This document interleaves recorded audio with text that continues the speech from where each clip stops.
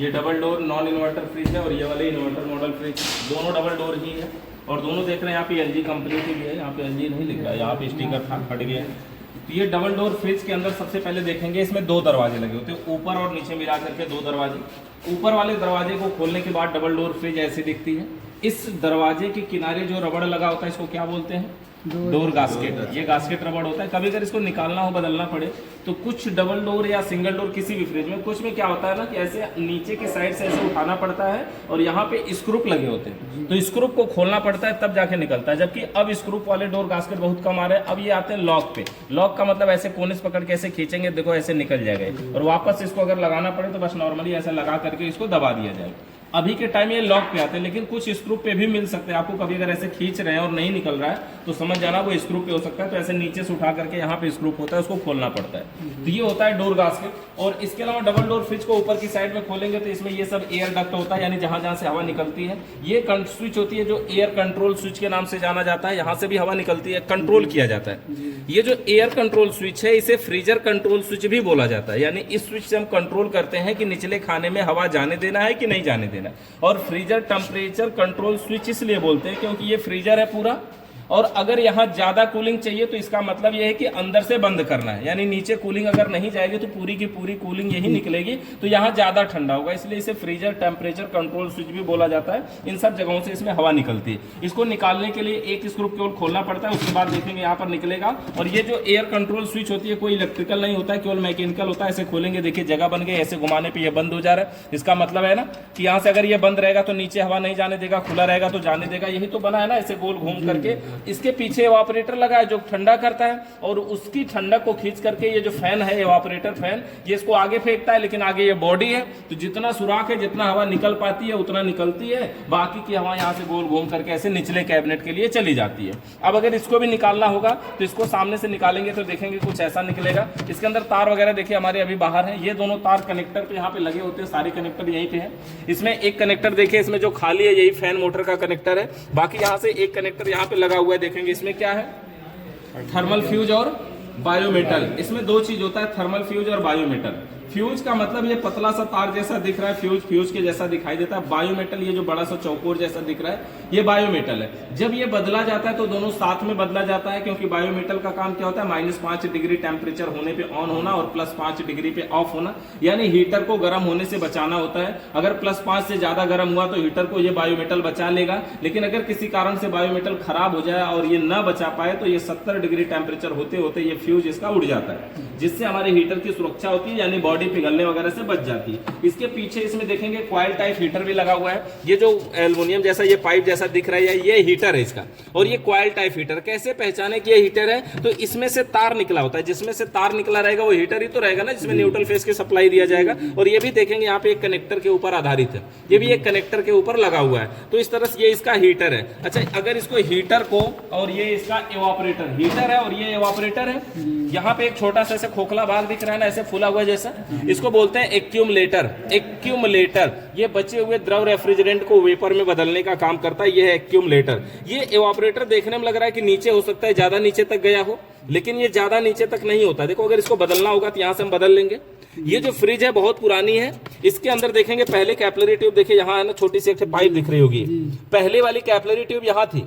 बाद में क्या हुआ, जब ये इतनी छोटी हो गई तो हमें वेल्डिंग करने में दिक्कत हुई, तो हमने वेल्डिंग न करके उसको वहीं छोड़ दिया और दूसरी अलग से सुराख बना के अलग से ये पाइप लगाए हुए हैं।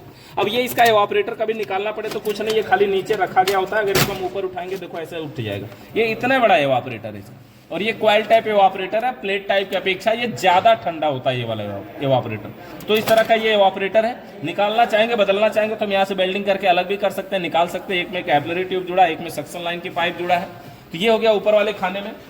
और निचले वाले खाने में कुछ देख लेते हैं बेसिक चीजें।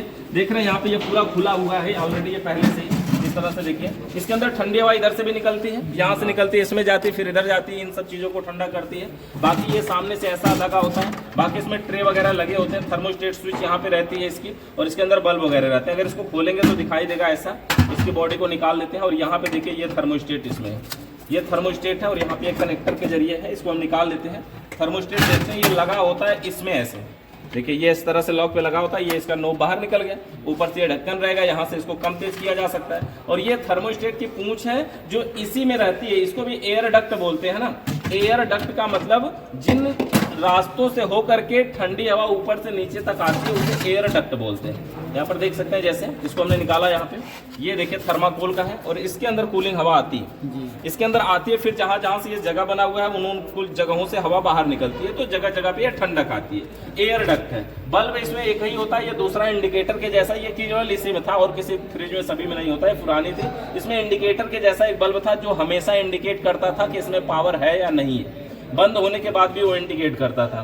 तो इस तरह से ये हो गया बल्ब, और ये 2 बल्ब इसमें लगे हुए थे, बाकी यहाँ पे देख सकते हैं। बस इसके अंदर आगे का यही चीजें हैं।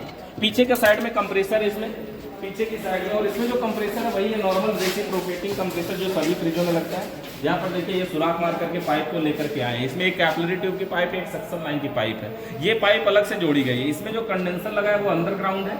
अंडरग्राउंड कंडेंसर कभी होने पर अगर ये खराब हो जाता तो बाहर से हम दूसरा कंडेंसर 4 स्क्रू टाइट करके उसको सेट कर देते और फ्रिज को बना लेते। सर इसको बाहर से भी सुराख करके और जैसे दूसरा पाइप बदलना हो तो वहाँ तक, तो ये बाहर से ही सुराख है ना जी, फिर बाहर हवा नहीं आएगा, यहाँ से हवा नहीं आएगा। आप इस सुराख को किसी के जरिए बंद कर सकते हैं ना, फोम वगैरह आते हैं, थर्माकोल लगा करके किसी तरीके से इसको बंद करना पड़ेगा ताकि हवा बाहर ना आए। जैसे एसी में नहीं होता कि एसी का अंदर से पाइप बाहर तो जाती है ना, बीच में उसमें पुट्टी उट्टी लगा करके भर देते, तो इसमें भी हम कुछ भी लगा करके उसको बंद कर सकते हैं।